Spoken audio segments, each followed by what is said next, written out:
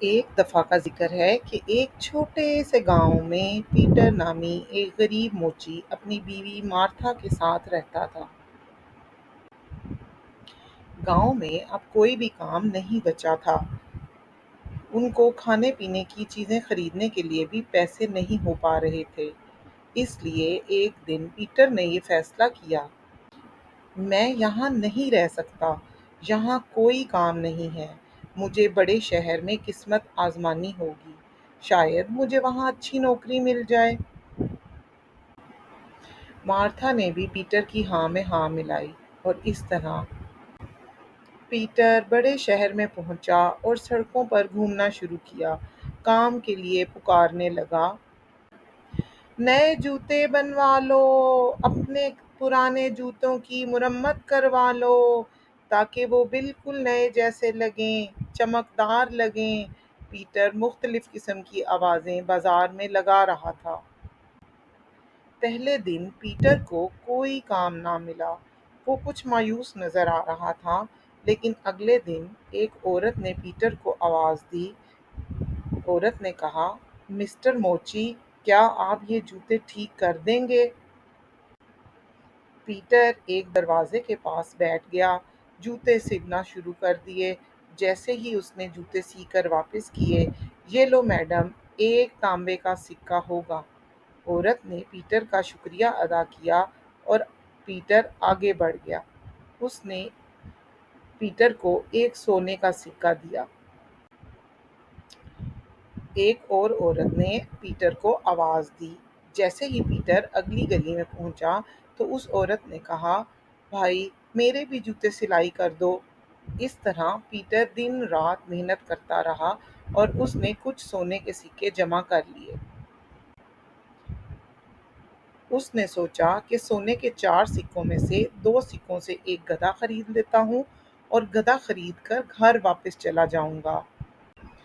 Peter نے 2 سکوں سے گدھا خریدا اور گھر جانے کی راہ لی۔ گھر جاتے ہوئے وہ ایک گھنے جنگل سے گزرا تو اس کا سامنا ایک چوروں کے گروہ سے ہوا۔ ارے نہیں، یہ چور تو میرے سارے پیسے لے جائیں گے۔ پیٹر دل دل میں بہت پریشان ہوا۔ اس نے کہا، میں پھر سے غریب ہو جاؤں گا، اب میں کیا کروں؟ پیٹر ہوشیار ہو کر ایک سونے کا سکہ گدھے کے گلے میں باندھ کر آگے بڑھا اور چوروں نے اسے روکا۔ چور، اب اپنے سارے پیسے ہمارے حوالے کر دو۔ پیٹر، میں صرف ایک غریب موچی ہوں، میرے پاس ایک گدھے کے سوا کچھ نہیں، براہ کرم مجھے جانے دو۔ جیسے ہی پیٹر بولا، گدھے نے دم کیا اور سونے کا سکہ زمین پر گر گیا۔ یہ سونے کا سکہ کہاں سے آیا؟ یہ گدھا سونے کے سکے بناتا ہے، اس طرح میں اپنی روزی کماتا ہوں، پیٹر نے چوروں سے کہا۔ چوروں نے تجسس میں آ کر گدھے کے لیے سونے کے 50 سکے پیش کر دیے۔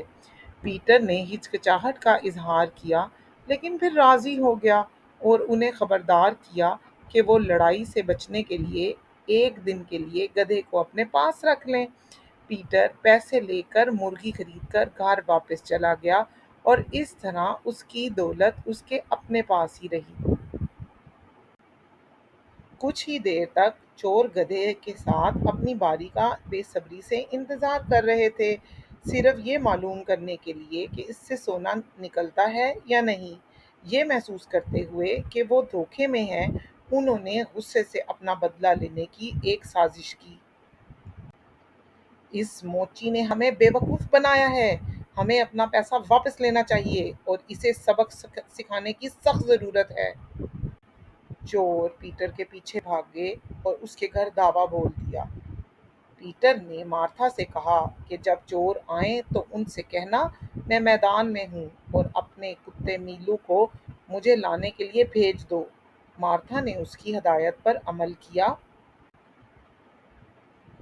جوتے بنانے والا کہاں ہے؟ اسے باہر پھینک دو، چور جن کے پاس بے تحاشا سونا تھا وہ مارتھا سے کہہ رہے تھے۔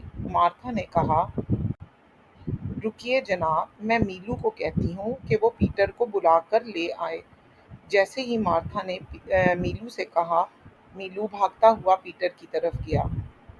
چور میلو کو دیکھ کر بہت حیران ہوئے کہ یہ کتا بولتا ہے اور باتیں کرتا ہے۔ چلو اس کتے کے عوض تمہیں ہم 40 سکے دے دیتے ہیں۔ پہلے تو پیٹر بہت ہچکچایا، لیکن اس نے میلو کے عوض 40 سونے کے سکے لے لیے اور میلو کو ان کے سپرد کر دیا۔ لیکن میلو پھر واپس بھاگ کر پیٹر کے پاس واپس آ گیا۔ چور میلو کو جہاں پر بھی بھیجتے وہ بھاگ کر پیٹر کے پاس واپس آ جاتا، اور اس طرح چوروں کو اس بات کا اندازہ ہو گیا کہ اب بھی پیٹر نے ان کے ساتھ دھوکہ کیا ہے۔ چور اب شدید غصے میں تھے۔ انہوں نے پیٹر کو سزا دینے کا فیصلہ کیا اور اسی اس میں انہوں نے پیٹر کو پکڑنا شروع کیا۔ پیٹر چلا رہا تھا، لیکن چوروں نے اس کی کوئی بات نہ سنی اور اس سے کہا کہ آج تو ہم تم سے تمہارے کیے کا بدلہ لے کے رہیں گے۔ انہوں نے پیٹر کو پکڑ لیا اور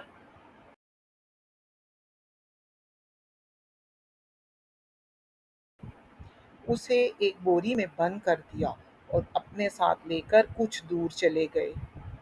ابھی وہ کچھ فاصلے پر گئے ہی تھے کہ انہیں کچھ لوگ آتے دکھائی دیے۔ انہوں نے پیٹر والی بوری وہیں دریا میں پھینک دی۔ پیٹر چپ چاپ اس بوری میں پڑا لیٹا رہا اور کچھ نہیں بولا، اور چور وہاں سے رفو چکر ہو گئے۔ جیسے ہی چور وہاں سے گئے تو وہاں سے ایک مرغیوں کا سوداگر گزرا۔ کیا بات ہے، تم بوری میں کیا کر رہے ہو؟ پیٹر بولا، وہ چاہتے ہیں کہ میں بادشاہ کی بیٹی سے شادی کر لوں، لیکن میں نہیں چاہتا۔ اگر تم چاہو تو تم میری جگہ لے سکتے ہو۔ پیٹر نے زور زور سے چلانا شروع کیا، میں بادشاہ کی بیٹی سے شادی نہیں کروں گا۔ سوداگر کے دل میں لالچ آ گیا کہ بادشاہ کی بیٹی سے شادی، ٹھیک ہے، میں تمہاری جگہ بادشاہ کی بیٹی سے شادی کر لوں گا۔ اور اسی خیال میں سوداگر بوری میں سوار ہو گیا اور پیٹر اس بوری سے نکل کر یہ جا وہ جا۔ پیٹر نے اس سوداگر کی ساری مرغیاں لے لیں اور بڑے مزے سے اپنے گھر کی طرف روانہ ہو گیا۔ لیکن ابھی چوروں نے پیٹر کو آتا دیکھ کر کہا، تم کیسے بچ گئے؟ پیٹر مسکرا کر بولا، دریا کے نیچے ایک جادوئی جگہ ہے جو سونے سے بھری ہوئی ہے، وہاں پر مجھے مرغیوں نے فرار ہونے کی مدد کی، اسی لیے سونے کے لیے بہتاب چوروں نے اس جگہ کو دیکھنے کا مطالبہ کیا اور پیٹر ان کو لے کر دریا تک چلا گیا۔ سونا حاصل کرنے کے لیے چوروں نے خود کو بوریوں میں باندھا اور اندر سے کودنا شروع کیا۔ لالچی چوروں نے ویسا ہی کیا جیسا انہیں بتایا گیا تھا۔ پیٹر نے انہیں دریا میں پھینک دیا اور اس طرح چوروں نے اپنی چوری کو خود ہی پکڑ لیا، اور انہیں احساس ہوا کہ اب انہیں ایک دفعہ پھر بے وقوف بنایا جا چکا ہے۔ چور زور زور سے چلا کر بولنے لگے، ہمارے ساتھ مہربانی کرو، ہماری مدد کرو، ہم دوبارہ تمہیں پریشان نہیں کریں گے۔ پیٹر ہنستا ہوا گھر واپس آ گیا۔ اس نے چوروں کو معاف کر دیا اور ان سے آئندہ چوری نہ کرنے کا وعدہ لیا۔ پیٹر اور مارتھا اپنے گھر میں آرام اور سکون سے رہنے لگے۔ انہوں نے مرغیوں کا ایک بہت بڑا فارم بنا لیا تھا۔ اب انہیں روپے پیسے کی بھی کوئی کمی نہیں تھی، اور اس طرح پیٹر نے اپنی عقل مندی اور ذہانت سے ایک نئی کہانی لکھ ڈالی۔ پیٹر اور مارتھا کی کہانی آپ کو کیسی لگی؟ کمنٹ کر کر ضرور بتائیں اور ساتھ ہی ساتھ دوستوں میں شیئر کریں۔